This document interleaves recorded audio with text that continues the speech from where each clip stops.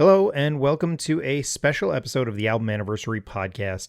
We've done this a couple times where Brock has taken over the show. He's a friend of the show. He's been on a number of times. He takes over the show. He takes over hosting duties.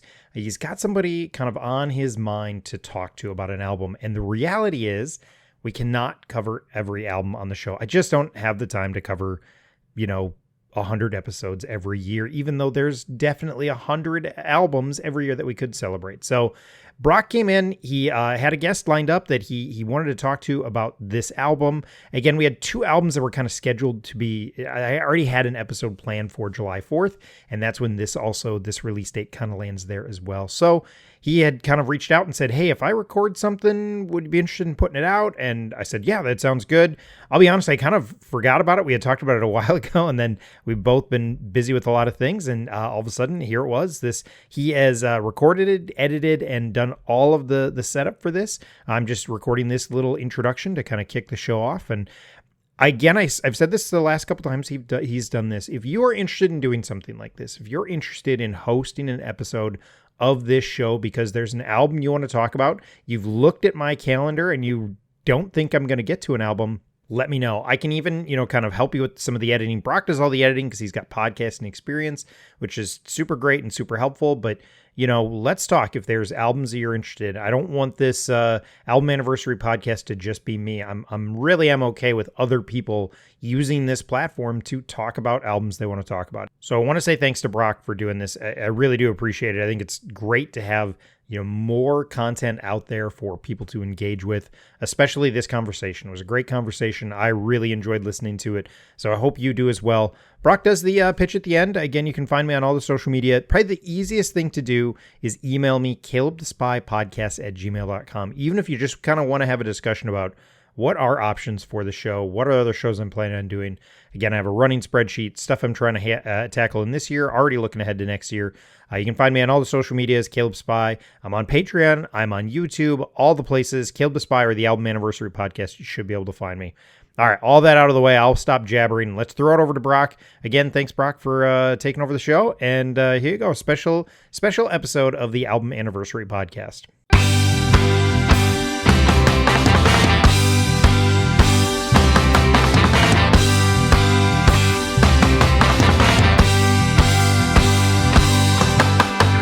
Welcome to the Album Anniversary Podcast. Today's show is about Come On, Feel the Illinois by Sufjan Stevens. It was released July 4th, 2005, and is celebrating a 20-year anniversary. I'm your host, Brock, filling in for Caleb the Spy.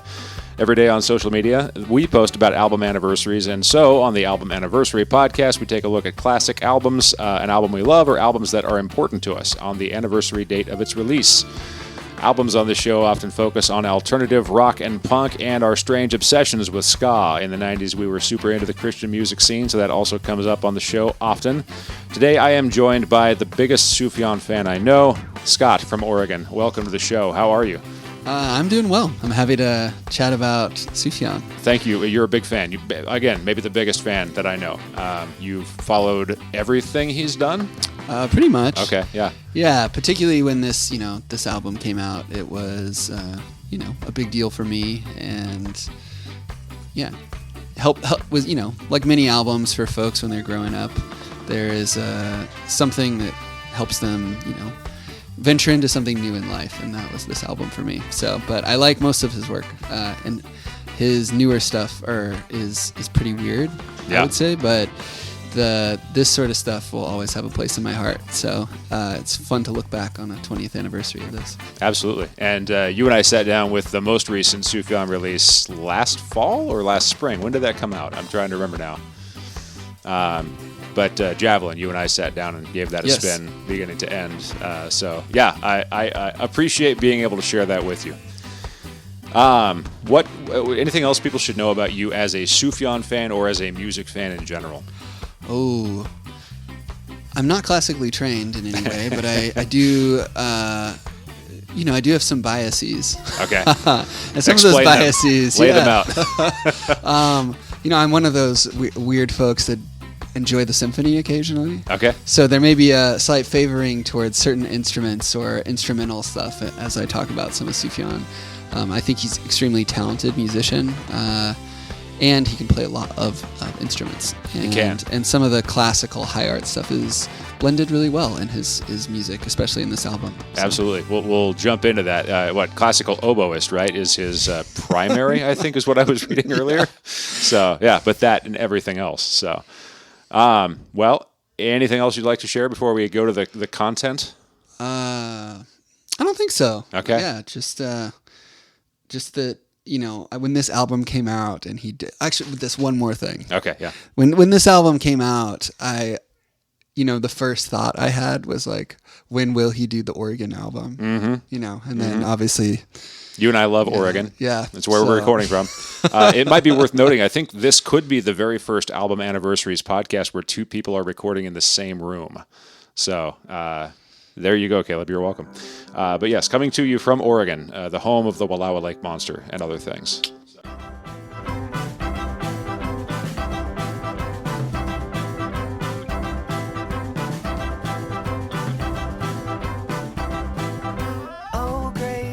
Come On, Feel Illinois, released July 4th, 2005. So what I found here was I think the UK or the European release date was July 4th, 2005, and then the American release date was July 5th.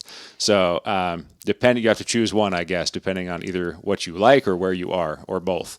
But yeah, July 4th is the one I celebrate because it's an album about a state. It just seems like it makes sense that on America's Independence Day we would be talking about Sufjan Stevens. So along with the fireworks, this turn it up late at night and watch the fireworks go.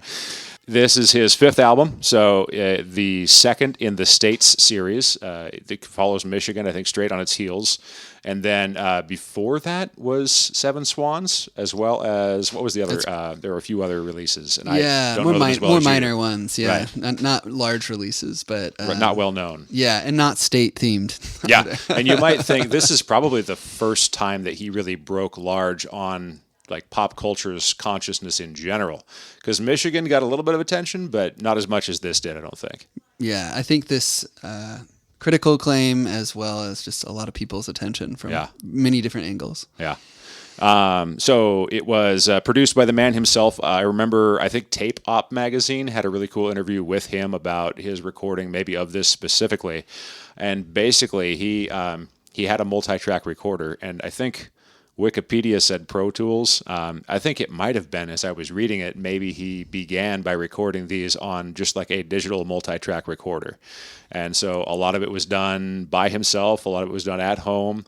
I'm fond of that approach because it's the approach that I've taken to anything I've recorded. And it's cool to know that like you can just keep on stacking layers. You play one instrument, you set down the oboe, you pick up whatever else, you keep on going. And so this is what he did largely.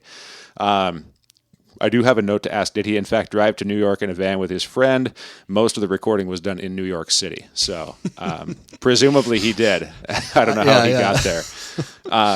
But yeah, largely recorded on a digital recorder in several locations. Other things I snipped from the Wikipedia article was the artwork and the lyrics explore the history, culture, art, and geography of the state. Stevens developed them after analyzing criminal, literary, and historical documents. It sounded like he was trying to avoid pop culture references. He was trying to go for things that maybe had stood more of the test of time.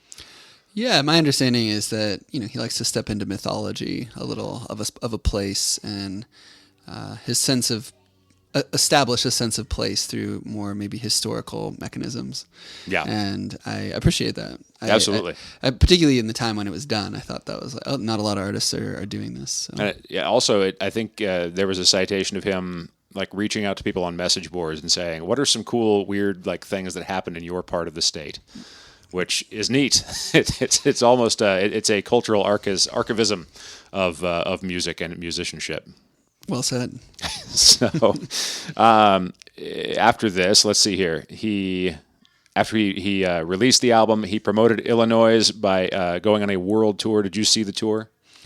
I did not get to Oh, see man, this. I'm sorry. I was living in the Czech Republic at the time. Okay, that's a good And excuse. it did not come through Prague, as far as I know. Okay, so world tour, as they say, could mean certain parts of the world. It means that they left the United States, most likely, but did not go to. I'm sorry, that's rough. Yeah. I got to see them in Portland on this tour in 2006. So jealous, so jealous. Yeah.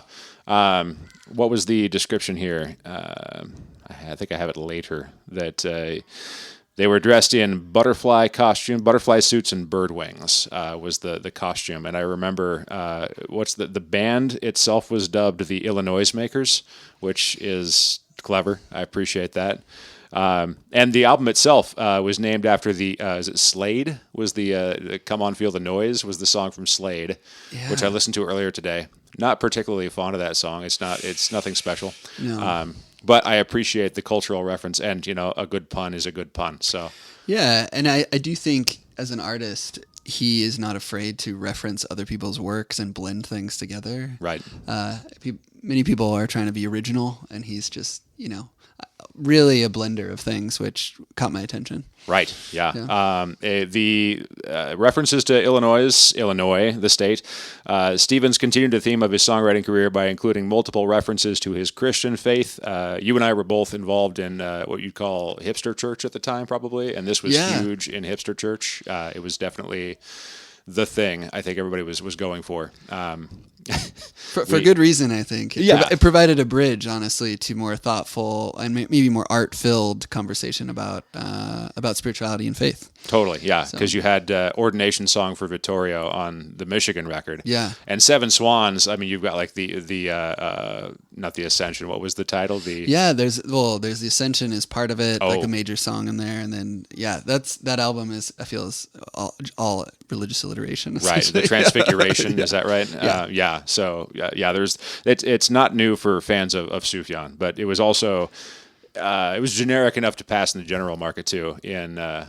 We did an episode about Earthsuit's Kaleidoscope Superior album, and there I talked about how in major market music you might be able to say Jesus, but you can't say Jesus in the major market. So I think Sufjan found a way to I think authentically integrate a lot of his own perspective on the world and his own faith into the lyrics and into the stuff he was doing with the Illinois centric stuff as well. Yeah, he said Bible. Did he? I don't know. And in some ways, there's deep cuts of like weird references through the Old Testament, and right? Like, even in this album, particularly, they're just references to things where you're like, oh wow, I had friends that went to Bible college, and we were talking about this album, and they would be like, did you? This is a really weird reference. I thought that was just fun. It's a deep cut. Yeah. That it appealed to some niche folks, I guess. Totally. Although he began work in 2004 on a couple of Oregon-themed songs, and briefly considered releasing a Rhode Island-themed 7-inch, appropriate maybe due to the smaller size. Stevens has since not released another album focused on a state, saying in a November 2009 interview with Paste that the whole premise was such a joke, which is a little disappointing to me. I really wanted to believe that someone was going to do all 50 states. And telling Andrew Purcell of The Guardian in October 2009, I have no qualms about admitting the 50 States project was a promotional gimmick. It worked. It got our attention, at least, I think. Yeah, I think it created a question for all of us about we wanted the dignity that these albums provided to a place to happen to where we live. That's right, yeah. Because I think it provided a fresh way of seeing history for a place, and it felt so personal that something could feel so epic and so personal at the same time is rare. And I think many people wanted their state to have that so they could relate to it. Yeah. Well, and Carrie and Lowell, which just saw is it a 20th anniversary re-release or 10th anniversary re-release? Mm-hmm. Yeah. With the fancy vinyl package. Did you order that? I did not. I didn't either. I had to resist, but I have the album on vinyl. Yeah. So you already have it on vinyl, so that's good. I don't have it on vinyl yet. Yeah. I mean, that is the Oregon album. It is the Oregon album. But incognito Oregon album. Yeah. It's not titled as such. Reference throughout. It gave me great joy. I did see that in person and loved it. It's an incredible album. And Wallowa Lake Monster is a B-side, right? It's something from the companion album, but it's not from that record itself. Yeah. But that's my favorite Oregon reference, probably. For anybody who's not from Oregon, or from anybody who is from Oregon, Wallowa Lake is like the farthest thing away from it. It's farther away from most people even than Crater Lake is. So That's true. yeah. Rumored to have a monster. Yeah. I haven't seen it. You know, what is it? The Loch Ness and the Wallowa Lake monster. Yeah, it's the Loch Ness of Oregon. Yeah. Probably. They might be related. You never know. Maybe the same They one. need to meet. These lake monsters need to have a child. Who's to say that the Loch Ness monster and the Wallowa Lake monster aren't the same one that just travels from lake to lake and makes its They got appearance? separated eons ago. You know. Or they're they live a estranged long lovers. time. Yeah. They need to make some babies. You know. That's it. We need more lake monsters, please. Do you have one? Do you not have one? Let's talk to these respective monsters and get them together. Illinois was released on July 4th, 2005 through Rough Trade Records in Europe and was distributed domestically, that means in America, by Asthmatic Kitty Records starting July 5th, 2005. Did you follow Asthmatic Kitty aside from Sufjan? Sufjan was my introduction, you know, and I think he basically runs it, right, with his, I believe it's his stepfather, Okay. Lowell, you know, who carried Lowell is kind of named Yeah. after, and, you know, I think Lowell's a little more of knowing a little bit of his story, it seems some of his father figure and also business partner in some sense, so. Yeah, because I want to say, you know, Asthmatic Kitty was it was the indie of indie, I think, especially in some of the stuff that we probably grew up near or around. I want to say Half-Handed Cloud was also on Asthmatic Kitty, and so I discovered Half-Handed Cloud after, right, yeah. little more you know, noise focused at the time. So. Yeah. Last thing that I wanted to focus on here was the Illinois album was adapted into a dance-based musical, Illinois, directed and choreographed by Justin Peck, with a companion book written by Jackie Sibley's Drury. Drury, did I say that right? And Peck. Premiered at Bard Collegian? How do you pronounce that? June 23rd, 2023, and a Chicago production opened at Chicago Shakespeare Theater on February 3rd, 24. The show features new arrangements for a live band and 3 voices and aims to lead the audience on a mighty journey through the American heartland from campfire storytelling to the edges of the cosmos. It debuted in New York on March 2nd, 2024 at Park Avenue Armory and opened on Broadway at the St. James Theater from April to August 2024. You were there, weren't you? Yeah, I did see it at the St. James. How was that? It was incredible. Yeah, it's, you know, like any work of art that doesn't have a total visual component, it's, you know, it changes your imagination about the album a little, but it was performed amazingly well. And I'm a fan of Justin Peck, who also helped do some of that. So Sufjan and Justin Peck have worked quite a bit together, especially on ballets. And I like, they seem to do good work. And it was just fun. It was honestly very approachable, even if people didn't know the album. It was a really fun musical, and I'm not the biggest musical fan. But you do enjoy the theater. I do enjoy the theater, yeah. So, and it was like lighthearted, interesting, and they stitched together the music really well. So, yeah. Excellent. Yeah. I remember when you went, because you told me almost offhandedly that you were going to see this production, and I thought that's cool. We should have led with that. We should have talked about this more. Yeah, we have our musical pilgrimages. We do. You know? That's true. Yeah. Because I'm on my way to see the Elms in September. So there you go. Yeah, we all have our thing. Oh, if only Earthsuit would reunite, we could all go. With his face paint white and red, and on his best behavior. How did you first discover the album, Illinois? In college, or you know, through college friends. Essentially, it was. I didn't get to listen to it until I was about to head off to, study abroad, essentially, and a few friends had a little bit of a listening thing. You know, we listened to it a little before, but the big memory is being able to listen to it with. Actually, it was just one person at the time, but you know, it felt like Sufjan's music. We had listened to Michigan and things before. We were thinking this should be listened to together. Mm-hmm.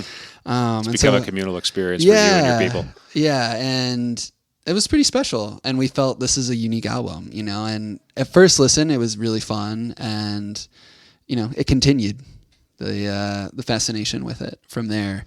And I would say I bought the album pretty quickly, because I listened to it from a friend. Did you buy it first on vinyl or on other format? I actually don't remember. Okay. I bought both. Yeah. Which, because the vinyl, I couldn't listen to it as much. Well, yeah, it's not as portable. Yeah. And at that point, still a CD player in your vehicle? Yeah. So you have to have it there too. Yeah. So CD player and, obviously we're talking pre-iPod, all that sort of stuff, digital. Did you get the Superman version? I did get the Superman version. Oh my goodness. Yeah. So. Without the balloon. Without the sticker. balloon. Yeah. It's probably worth saying at this point that there are many versions of this. Yeah. Many versions of this. Including, is it the Blue Marvel is the most recent version, which is another Chicago-based superhero that doesn't have the same legal entanglement or copyright entanglement? Yeah, that's right. Yeah. And then, apparently the cease and desist letter is a rumor. It's not. It didn't actually happen. Oh. According to Wikipedia, anyways, that apparently there was just word that is it Marvel? I'm a bad superhero fan. Sorry, Caleb. DC Comics. DC Comics, thank you. Yes, that sounds like what I read earlier. That, yes, they just said, hey, there's potential copyright. And what they worked out was that we're not going to make you destroy the original copies. Like, that's not part of the deal. We just don't want you to profit off of Superman anymore. So, first of all, they sent out balloon-shaped stickers that precisely covered Superman. And then after that, I think the CD was printed with the balloons. Yeah. So there was no longer a Superman there. Mm-hmm. My copy has Superman under the balloons. There you go. And then the Blue Marvel is the one I think that they replaced him with because the Blue Marvel was different. Someday you're going to have to scrape off those balloons. Exactly. I have considered it. It seems to me like it'd be like, I've never tried, how much residue is there going to be? Is it going to be sticky when I'm done? Yeah. Who knows? Risky. Yeah. So anyways, you picked it up. You don't remember which format. And do you remember what are some of the first times you listened to it? There was the communal experience you mentioned. Yeah. And I think, some music, when you hear it first, it doesn't blow your mind. I really loved it. But it became special the more I listened to it with different friends. And then I was just listening to it by myself. And I found that it hit different moods, things like that. But in the car... a friend had a nice car and, that had a CD player and a decent sound system. And I remember parked looking out over this desert drainage while we were listening to the album.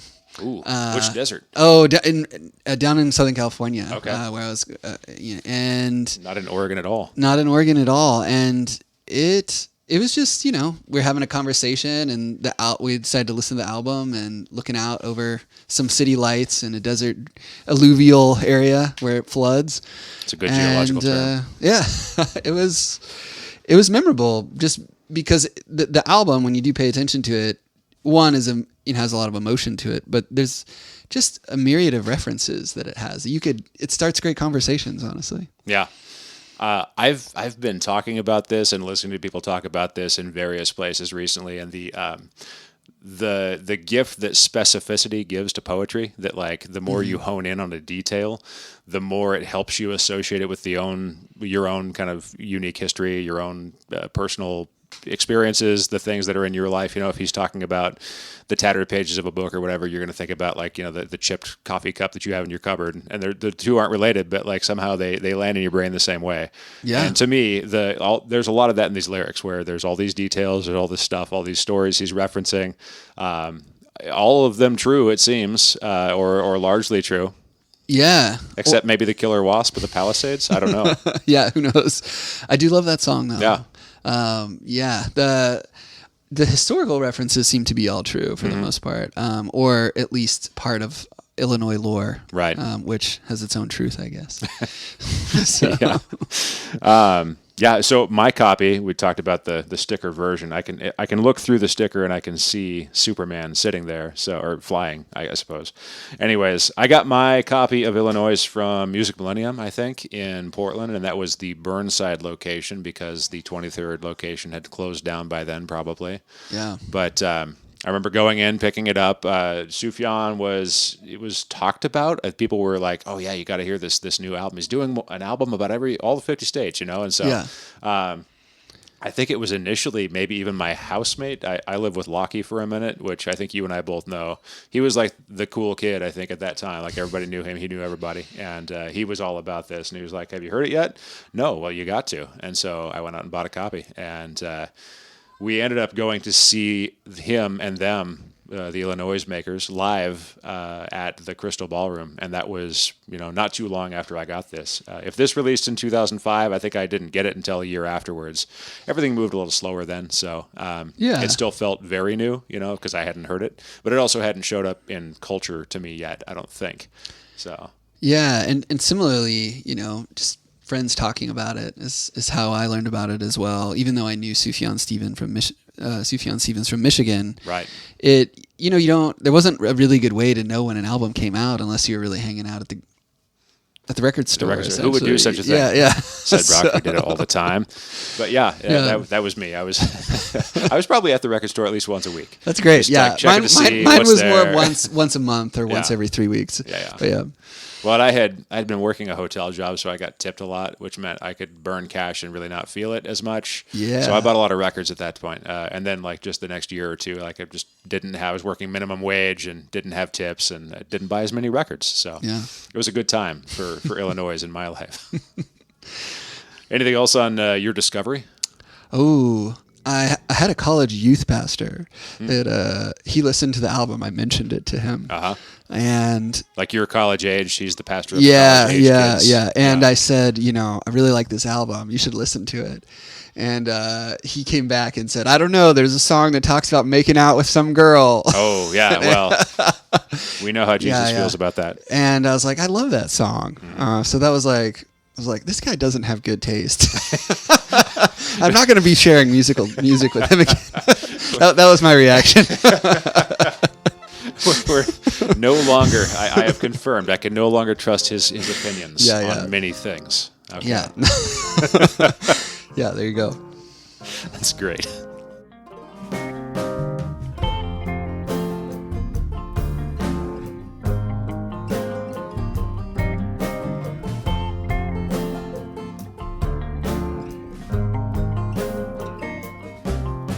What do you like about this album? Oh, there's a lot to say, I'm sure, but there is. Yeah, I actually think the thing I love most is that it's kind of an epic. Kind of like a Grapes of Wrath or East of Eden. It feels very American. It references American history, like a novel, an epic novel. Kind of blends the personal, like a personal experiences. He talks about it throughout this, but he was also talking about historical events. Like if Steinbeck went to the Midwest instead. Yes, there you go. Yeah, if Steinbeck wrote about the Midwest and also was a little more quirky. Yeah.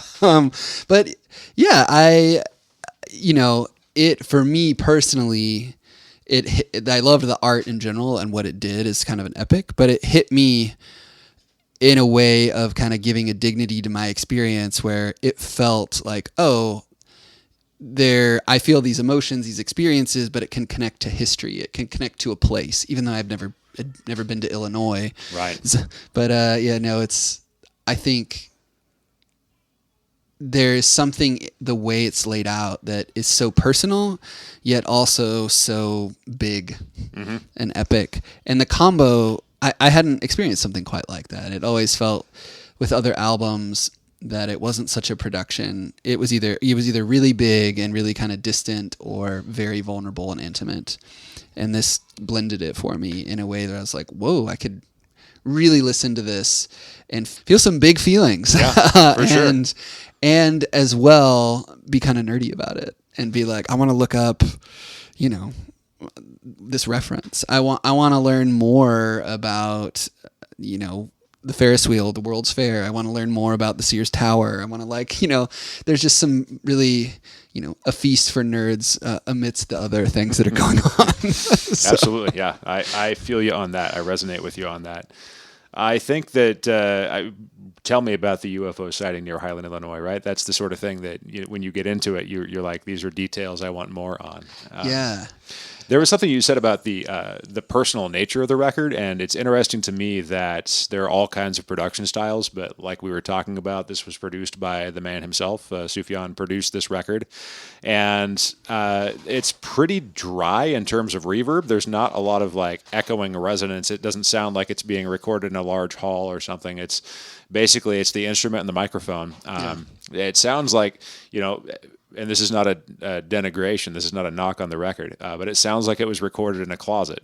Just like it's so like tight, it's so like everything is right there in your ears. When you listen to this record, that oboe is right next to your ear. That's it. There's not off in the corner somewhere. It's right there. And some of that is part of the way that he recorded it, I think, with, it was all him using this digital multi-track. And, in that way, it was just him next to it the whole time. But he didn't treat it with a lot. And I'm not going to say there's no, because I'm sure I'll find some on there somewhere. Often vocals usually they benefit from a little bit of that. But even then, I can't think of a lot of places here where it sounds huge. And I think he got way more into reverb in later records for sure. But yeah, I think that's an interesting piece of the production on this, is that it's very intimate. It's like, it's all very close. Yeah. Yeah. And I didn't understand what made it that way at the time. But it makes sense what you're saying. And I do. And I think the intimacy can happen in different records that I've heard from different artists. But the bigness and the intimacy is still I find somewhat rare. In some ways, people talk about this album now as like, a big millennial album, right? Because it's very earnest. Right. Now that the millennials are aging, it's this is a mark of the times. Yeah, that there's this almost anthem-esque, but it's like kind of a classier version of the anthem song, like anthem music, Yeah. And it's better than Slade. I would probably go on record saying that. Yeah, which is good. You reference an artist and then you supersede them. That's it. Yeah. This is like this, but not at all, and better. Yeah. Anything else that you appreciate? Obviously, lots of things, but other things that rise to the surface when you think about why you like this record. The trumpets. I mean, instrumentation in general, but the boldness at which to throw the oboe with the banjo, with the trumpet, with all those things it takes guts, and there's talent in that, honestly. The talent isn't the sheer enjoyment coming from that, but it's like there were risks taken and for some really interesting sounds, and I find that they're compelling and they do provoke thought on the subject matter. And so many times you can listen to an artist and just go with the music and never reflect on the lyrics, and I feel his music can point to lyrics occasionally. It leads you to want to at least pay attention a bit to it. Mm-hmm. So yeah. I was just looking at the credits here, and there are a number of, particularly for strings and the Illinois Maker Choir and all this stuff, Daniel Smith and Elin Smith, who I'm assuming they're probably Danielson. related. Yeah. People know, if they know Danielson, that maybe they didn't know he was involved with this project as well as many others. But here it says, Sufjan Stevens plays the following instruments, and you'll pardon the length of this: acoustic guitar, piano, Wurlitzer, electric bass, drum kit, electric guitar, oboe, Miriam's alto saxophone, Sunman's flute, Daniel's banjo and or Matt's banjo, depending on which one was in tune, Shara's glockenspiel, Laura's clunky accordion, a rented vibraphone, various recorders. Sufjan owns the tenor, soprano, and sopranino, but he borrowed Monique's alto, a Cassiotone MT-70, sleigh bells, shakers, tambourine, triangle, and a Baldwin electric church organ. Sufjan also sings on a number of songs. So, which is true, because there are some instrumentals. He doesn't sing on every one. That's very true. But, and that's one of the things is, I do recommend people listening to the whole album. Yeah. And people would say, if for a music purist, if you love any artist, you should listen to the whole album. That's fine. But this one particularly, there are tracks that don't make sense unless you listen to the whole album. Right. And they are rich. There's a richness to this album by these stitched tracks that are, that have very long titles and have their own statements to them. Yeah. Almost miniature sermons sometimes in the title of the song. But do you have a favorite long title? Ooh, I think the last song on the album. What do we got? I always forget the name with these long ones. Or it's one of the last songs, I should say. It's the Out of Egypt into the great laugh of mankind, and I shake the dirt from my sandals as I run. There you go. No, I don't remember many words in there. Speaking of references to faith, yeah. Yeah. So there's a lot of references in there. And also it's kind of I know it's not the very end, but it feels kind of a little like the bookend to the album to me. Yeah. Like as far as the ideas that are kind of playing out in it. So I will ask you, because my experience with this record was that it's a double LP, and he didn't make it a double album, which he thought would be what was the word he used, obnoxious or something like that. But it's already 2 LPs, and it's pretty full. Like it's a long record as it is, and it was going to be longer. It was going to be, yeah. And so what the Avalanche is the B-sides release, which was a bunch of songs that did not make it into the album format, which I still haven't listened to. I need to at some point. Yeah, we could do that together. Is it good? Yeah, I enjoy it. Okay. I actually enjoy it a lot. Do you have the orange vinyl? I do. Okay, Yeah, nice. I definitely own the Avalanche, and there's some really great songs on there. But it's funny because this does prime you to enjoy it in a way. You know, it is very much a contextual album in a way. I'm a particular fan of just some of the historical references get a little more niche. Yeah. The more niche, the better. Yeah. Yeah. Well, what I was going to say, and what I was going to ask you, if you had the same experience or not, is that as it is such a long album, I think I probably got through the first 2 sides and started the third, but I often didn't get to the 4th side in my regular listens, and it was usually just because I didn't have that much time to sit down and flip all 4. And maybe I'm deluding myself. Maybe I did have that much time, but I got distracted. That's where the car CD player comes in, my friend. Right. Those long drives. Yeah, that's where I didn't have it. I should have. Yeah. I need some long drives. Maybe to Wallowa Lake. That would give you time. Yeah, there you go. Go to listen to the whole record. But yeah. So I think let's see here. Yeah, the predatory wasp with the Palisades is out to get us. Yeah. Oh no. Here. Speaking of long titles, right after that, they are night zombies! 2 exclamation points. They are neighbors! 2 exclamation points. They have come back from the dead! 2 exclamation points. Just 1 exclamation point. Yeah. But that's a wonderful song title. And it's a good song. I mean, it's kind of weird in a way where he's like spelling out words and stuff and through the whole thing, but he's kind of talking about how history is relevant and again, some of the ideas are abstract, but it is fun that the album as a concept kind of holds up. And I hear what you're saying. It's quite long, but it is nice to like, even if you listen to the first half, if you were to go back to the second half, you could just be like, oh, there's this general feeling or kind of idea, present in this album that, it's kind of fun to pick up again for me, I guess. Yeah, So. and I blame myself more than the album for not getting through it. No need. There's probably other things we'd talk about relative to specific songs. Anything else about the album as a whole? Ooh. I think some of the themes are, it's playing out themes of life, but there is, I feel like at the historical events and all of that, there is, some critique of American history or Illinois' history, I guess, or Illinois. It's so hard to switch to the correct pronunciation, or at least the standard pronunciation. That's right. And, the religious aspect or the spiritual aspect, the way it dances around all of those is pretty incredible. As somebody referencing land, spirituality, and personal experience and history, and using all of them to tell a story, that's what I was saying, kind of a novel, really, is an art form that seems to be able to pull that off. And some music does that, and, there's some instances of country music I think we can appreciate that do that well. But, yeah, that captivated me pretty well the more I listened to it. And that's why it's still, in the soft rotation for me today.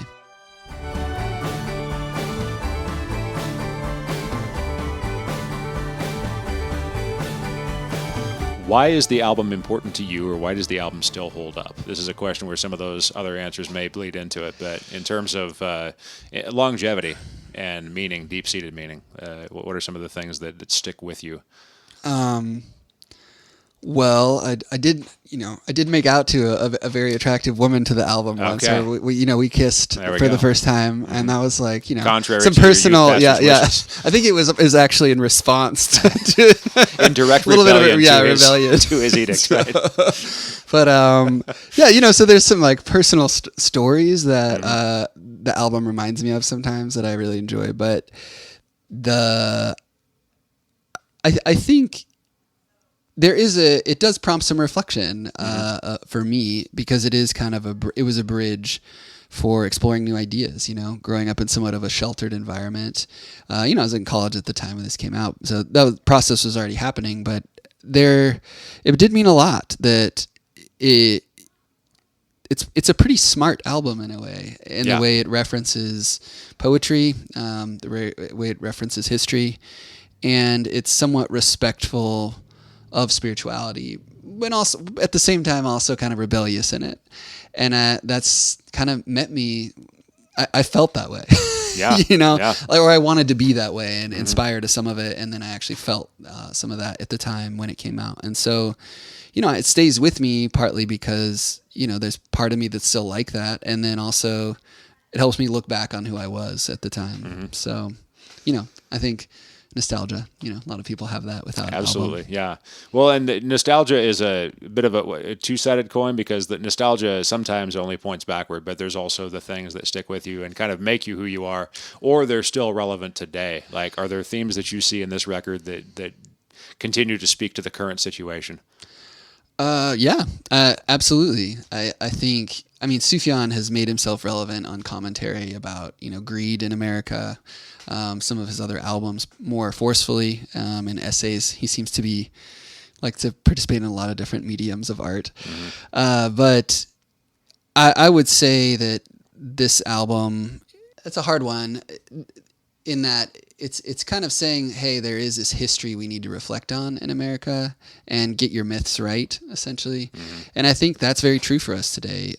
When we rewrite things to be no conflict or no nuance, I think we can end up in some rough political situations and maybe treat our neighbors unfairly.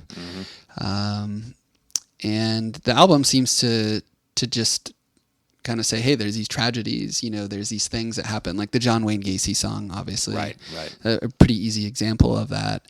And also just the self-reflection, like when people see events that are distant or they think of history, this album is really unique in that it's always trying to relate a personal story to historical events or biblical events or mythological events, and trying to get out of them how it relates to oneself. So I think that is very present. I think that's useful to try to do that in a way instead of just ignore the hard parts of history.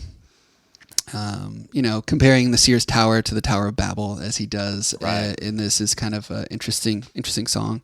Man's arrogance and quest for dominance. Yeah. And then the World's Fair song, I forget I think it's the Illinois song.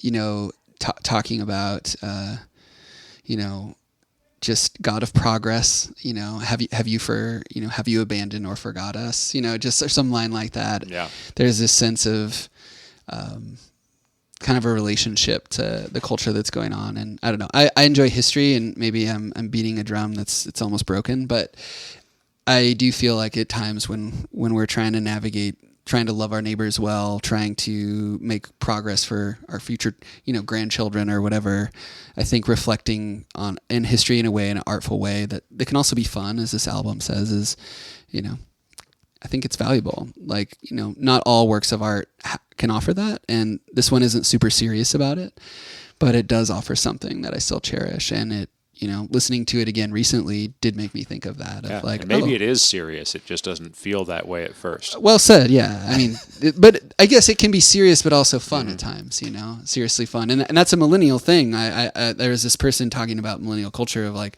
the sheer amount of intention that we have culturally, you know, maybe it can be too much sometimes, but this album really leans into this whole some podcast. But yeah, it's like, you know, let's go for it. Why not? You know, let's make meaning. So as almost famous quotes, still water runs deep. Right. There you go.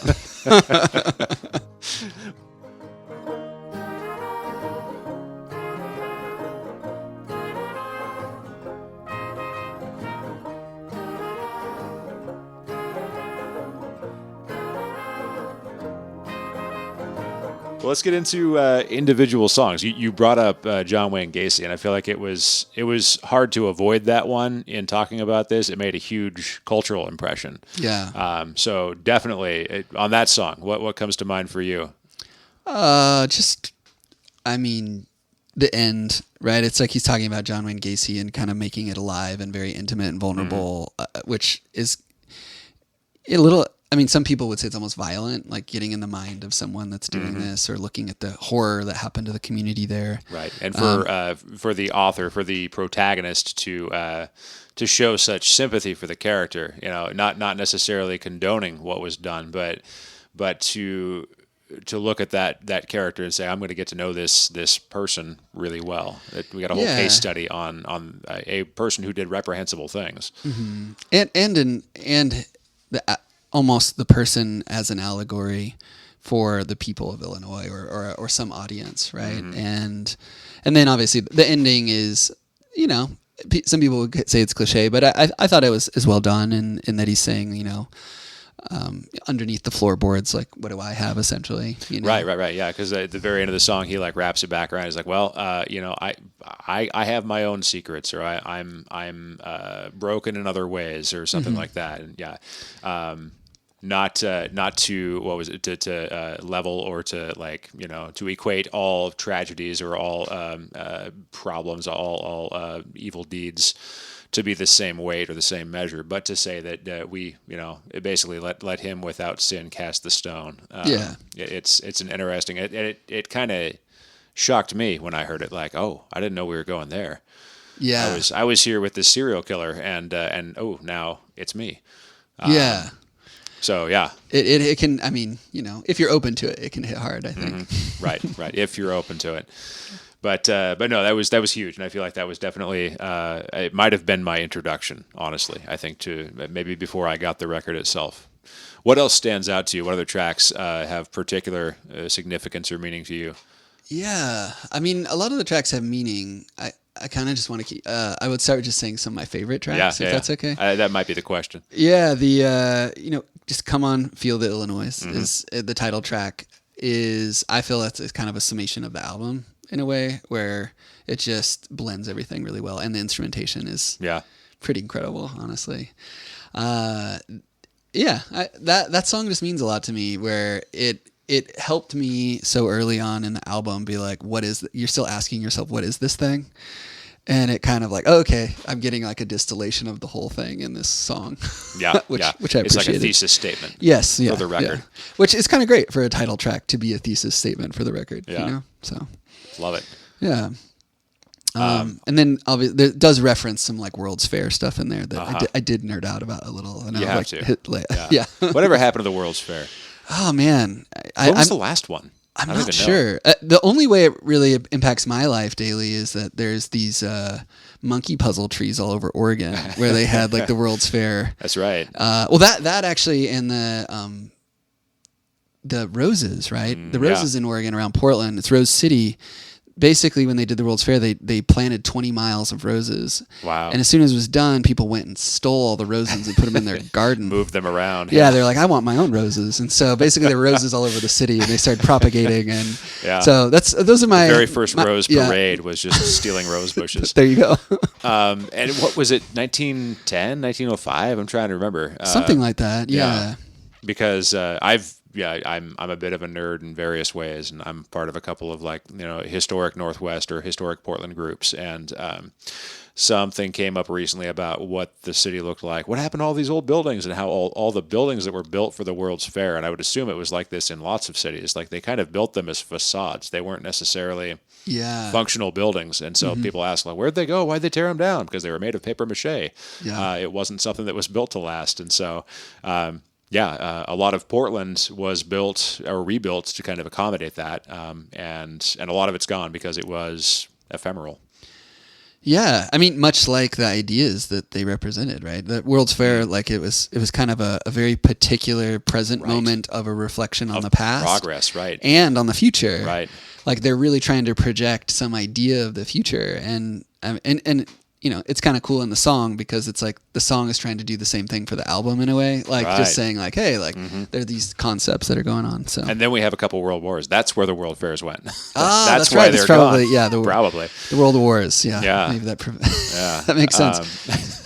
I don't know, but I'm just going to put that out there now. Well, you fact check me later. That's right. But the other thing that I was going to say was the Chicago, I think, obviously placement in Little Miss Sunshine was probably its biggest placement, I think. It made its way around. Yeah, I think so. And I I mean, it's a great song. Yeah. It's not my favorite on the album. It's not? No. How can it not be? I know. It's like, yeah.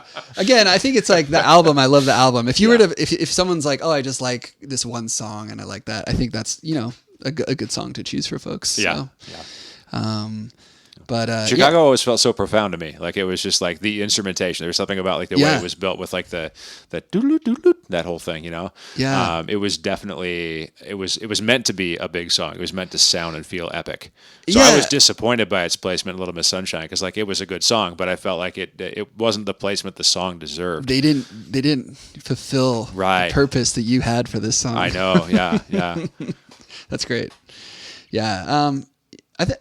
Chicago, it is, I mean, I do love the personal story element of it, right? It's like he's talking about this moment in his life, and I think it is powerful. And like relating, because that's how we relate to cities. We don't think of them as some big concept devoid of us. We use it with ourselves, Gotta find the lyric here. I guess it's the last verse before it goes back to the chorus. If I was crying in the van with my friend, it was for freedom from myself and from the land. I made a lot of mistakes. It's hard to read that and not think of it as like kind of mournful, kind of sorrowful. Like there's like I guess that's why people listen to Sufjan is there's kind of a cathartic emotional resonance of like, the good, but mixed with some of the sad. Yeah. Yeah. I had some friends.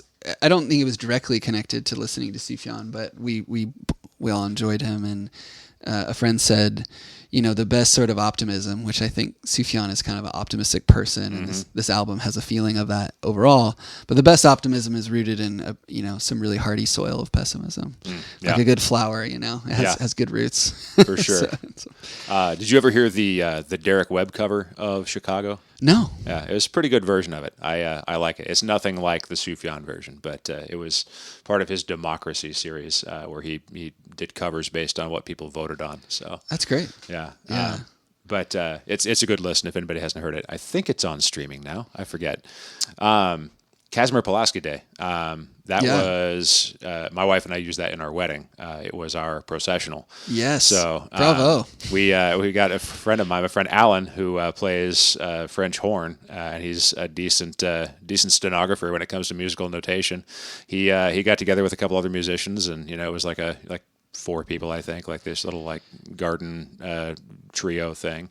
Yeah. And he played that for us instrumentally as the wedding was beginning. So obviously a big placement. I think it was also I want to say my wife's brother made some comment about it's such a hipster Christian wedding because like this is like exactly what would happen at that time. I don't have any regrets. It's a pretty song, it's a touching melody, and it sounds good on French horn. So. Yeah, and you kind of made it your own by having friends play it on an instrument, like part of it, Right. and it is a really touching melody. I mean, that's one great thing about the album in general. There's that song particularly, but there are some melodies that are just striking and unique, partly because of the instrumentation. Da da da.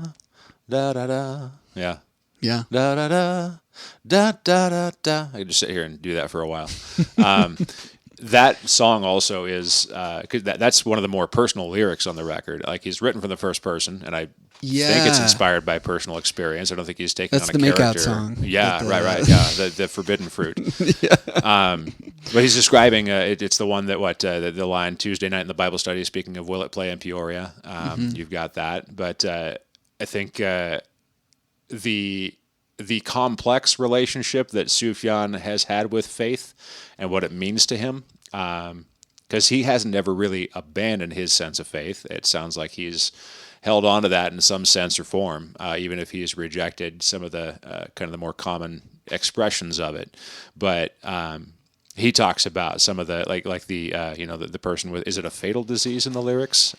Someone who like basically is sick, not getting better. Yeah. You're praying, nothing's happening. And all of that.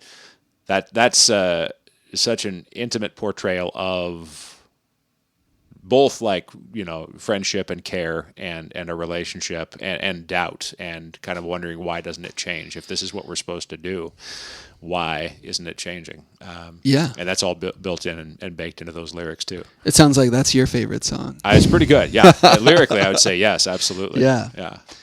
Yeah, no, it's I mean, and I think that's part of the audience that it connected with is, you know, you and I both come from places where there was a religious background, Right. and there's a little bit of a bridge in this type of music that is saying like, hey, what does it mean to explore this differently than how it's been explored, with less rules, essentially, with more freedom, more artistic license From myself essentially. and from the land. Yeah, there you go. There's something to, I think, people like Sufjan who gave us permission, you know, on one level, one sense or another, to have different thoughts than we were given. Because there's so many ways people learn. Sometimes they learn from, you know, a positive example, or from like, here's your doctrine, or here's your beliefs, here's the package you can take and install for yourself. And some people learn from when the door is pushed wide enough open that you can see through, and you can see that it's okay to not take it as a whole package, or it's okay to have doubts about whether this is all in fact the case, whether it is this way or isn't this way, or whether the world works in one way or another.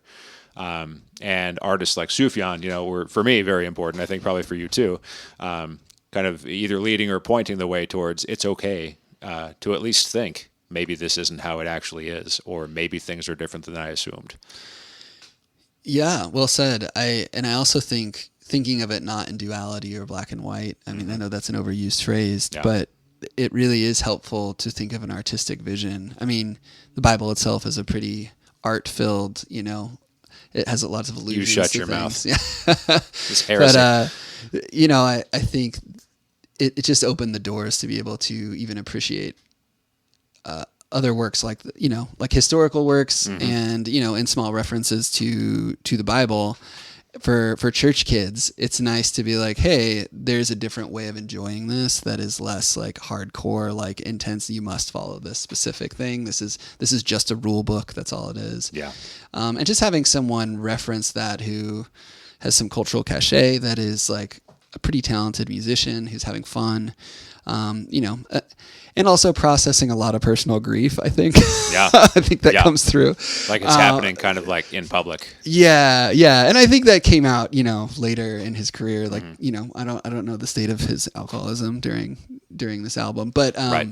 He's been a lot of places. He's had a lot of thoughts. Yeah, definitely. And I, you know, I was talking to a friend about and you know, there's that period of time where people are like trying to live their lives online and like being like vulnerable in everything. And it is like, I feel like that's different than someone really trying to, you know, as Freud would say, sublimate well, where it's like really trying to communicate a personal experience or a struggle into art. And, you know, even if someone doesn't really care for the style of music of this album, I would say it's a decent sublimation of like a lot of feeling. Yeah. So, Yep. Yeah. It's too important not to listen to, maybe. Yeah. I mean, particularly if you're a millennial, I would say, and if you know, just because it's such a cultural touchstone for us, you know, I think a lot of people older than Sufjan don't listen to him. That's true. I think he just turned 50. Right. Around there, and So there are fewer older people than Sufjan now than there used to be. there you go. But yeah, his audience is younger than him, which is interesting. I just noticed I don't know if it's a misspelling. At least it's the Sears Tower with two E's. Yeah. Not Sears Roebuck, but seer as in the prophet or the the witch or what have you. Oh, nice. Yeah. It's a great song. I mean, just, you know, personal story blended in with, you know, Tower of Babel kind of esque. Absolutely. Oh, my mother, she betrayed us, but my father loved and bathed us. Fascinating. Still I go to the deepest grave where I go to sleep alone. Yeah. Yeah. And the Avalanche also appears on this record. Yeah, on the LP, I think. I'm not sure if it's on the CD. But, Yeah. That is funny how sometimes when you put together an album for vinyl, a lot of things that were built for CD will take up about 3 sides of a 2 LP set. Yeah. So then you have to backfill with other, like, you know, with B-sides or you know, unreleased tracks or whatever. It's kind of nice, actually. Yeah, you know, yeah, for sure. You for the more adventurous or the people that want to hear more sounds from an artist. You know? Jacksonville. That's a great song musically. I know it just and probably more leaning more towards the historical side of things lyrically, but I think that might have been one of the musical themes on the record that lay its hooks into me the deepest. It definitely stuck around. It made it onto a bunch of mixed CDs, when I was putting things together to listen to in the car and that sort of thing. Definitely, and maybe that's the most Neil Young of all the songs on the record. Ooh, yeah. Because Sufjan's a big Neil Young fan. Yeah. On Javelin, he did a Neil Young cover to close out the record, right? Is that what I'm remembering? I think so, yeah. Yeah. So he's obviously influenced by him. But that was the song that, like, if there was a Neil Young moment on this record, it was that one. Yeah. Yeah. And I mean, there's a lot of artist references, I think, of like, some jazz stuff, some different things that are going on here. But yeah, that's a good call of just leaning into some different styles with the instrumentation. If we haven't mentioned it yet, there's a lot of like alternate time signatures and weird timing things, and like the music it's not straight 4/4. It's not a dance record necessarily. You could dance to it, but make out to it. It can work. You could dance with or without your pants. But it's definitely an album that has a lot of complex music, and so that was something that was really definitely like seeing it perform live for sure. But just as a listen to, I think it's worth mentioning that just kind of across the record, there's a lot of really interesting musical instances. Yeah, I thought of it as blending high art with some of the or abstract or even classical stuff with the folk stuff. Yeah. Which Neil Young, like there's a lot of the blending of classical and high art stuff with folk music is kind of fun on this album, I would say. Right. It's like something I really appreciate because I love folk music and I love some of the other stuff. So. And you love classical music. Yeah, there you go. It's the best of all worlds. This really is your spot, right? Yeah, here. yeah. I mean, it's a really fun amalgamation of it, and sometimes there's some funky sounds that I'm always like, I don't know that's like the best sound, but most of it blends pretty well, and it's a pretty fun exploration of that. So. Absolutely. Well, it's 20 years old. It's 20 years old. So lost count for a minute.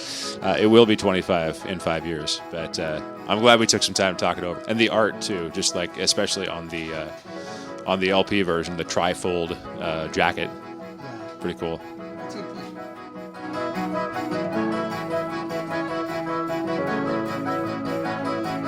North of Savannah, we swim in the Palisades. I come out wearing my brother's red hat. Why should someone check this album out if they haven't yet? What's something that what are the reasons that people should be listening? I would say it's unique. If you care about recent musical history, many of the artists people probably love in indie music are very influenced by this album. That's true at this point. And it meant a lot to them. At this point. For that alone, and then, if you're a fan of driving through Illinois or driving Chicago, through Illinois. Yeah, there you go. That's a good reason to listen. And also, Sufjan's a decent writer, and some of those other albums, if people have heard those, I presume you've heard this album, but if not, definitely check it out. For those who have never listened to this album, grab yourself an NA beer, as many of us are drinking these days, and like sit down and read the lyrics and listen to the music some evening. And, there's something to be said for hanging out and actually like kind of resting that way. I like to do that with friends sometimes or by myself. With a record player, but I would say these lyrics particularly are worth reading, and don't put pressure on yourself to understand it all, because I don't know that they're like totally literal all the time. Right, let it wash over you. Yeah, very much. much. Don't be disturbed by anything. Yeah, and and another listen. There's like the first section. If they aren't the worst kissing songs, but they're also not the best. So I should give that disclaimer. You gotta evaluate with your own partner and find out, does this work for you? That's right. Is it good for you? I don't know. Got to find out. And lay on the floor next to the speakers, right? That's your preferred posture for record listening, I think. Very much so, yeah. I mean... I've tried it. It's just growing on me. I like a soft couch, so I got to say that's I coddle myself, but there is something to laying on the floor listening to the music. It's nice.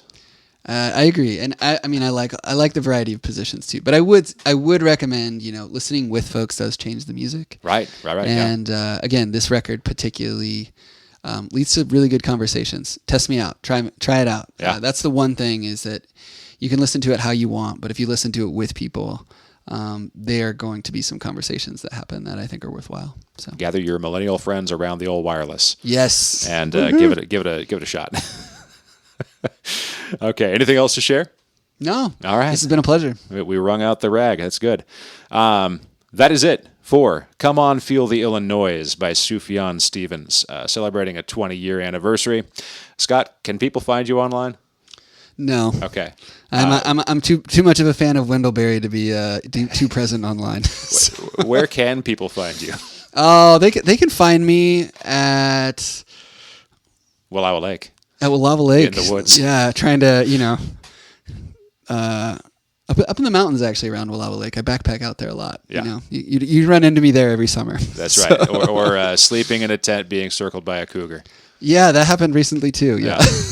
But that's another album for another time. That's right. Anything else you'd recommend people look at online? If you're not there, what would you point them towards? Oh yeah. I just mentioned Wendell-Berry, so it's I have many of my friends are very present online and I value them. I just am not very talented at it and it scares me at times. Hey, me too. I would say, I recently got to visit Kentucky and go to the Berry Center, and there's doing really cool work with farming. I do a lot of assist with some nonprofit work related to permaculture and stuff like that. And if you want to feel hopeful about the world, there's some really cool stuff that the Berry Center is doing. So pick up a Wendell-Berry book. Learn about some farming, and you might even have some good land references that Sufjan would connect to this album. So Excellent. That'll play in Peoria. Do you know about that phrase? I always heard it as will it play in Akron, but it was like if the it will entertainment succeed, businesses, right? basically it's this is the great America's in town. L.A. and New York, but will it play in Peoria? Is the question everybody was asking. Yeah. It's a guiding question. Peoria. All right. Thank you all for listening to this episode of the Album Anniversary Podcast. Thanks again to Scott for joining me. It was great to have you on and talk about an album that's so important to both of us. So thank you for that. Let us know what you think, listener. What did we get right? What did we get wrong? Most importantly, the internet is a place to shout your grievances. What are your favorites from this record? You can find me you can find Caleb on Twitter. You can find me on Instagram. Caleb is CalebTheSpy with underscores. I am Brockman. And you can email Caleb at CalebTheSpyPodcasts@gmail.com. No spaces or underscores. He is on Patreon. I'm not sure if he mentions this later on the script, so I'll just say that. Go to Patreon for the Album Anniversary Podcast. It is a good place to catch up on bonus content. Anything we cut here shows up there. If there are albums that should be on our calendar, let us know, because they need to be celebrated. I'm a big fan myself of making sure that the albums that are important to you are celebrated. The liturgy of the calendar is important. Put your albums on it. If you want to come and join Caleb or Brock talk about an album, hit us up. We'll try and post about albums that have big anniversaries coming up, so you know in advance, but you can try and find a time to talk. It's fun. Caleb lets me drive the ship. I appreciate that. You could too. Please subscribe and share the podcast. Please leave a rating and review. That is apparently one of the most effective ways to spread the word about the podcast, this podcast, and any that you enjoy. If you enjoy this show, you might enjoy the other show he does with his friend Scott, not this Scott, the other Scott. It's called I Survived Youth Group in the 90s. Brock, have been a guest on it. It's fun. And it's not just a podcast where you can reminisce, but also where we talk about everyone's experience in the 90s, find out where people are at now and how the youth group experience has impacted their lives. The music at the beginning and the end of the show is the instrumental version of Sing It Out at Street Level by Peg and the Rejected, which is just the Dingies focused on ska tunes. Check out the music put out by members of the Dingies like Peg and the Rejected. Thanks again. If you listen to any or all of this show or any of the others, we will talk to you soon. Cheers.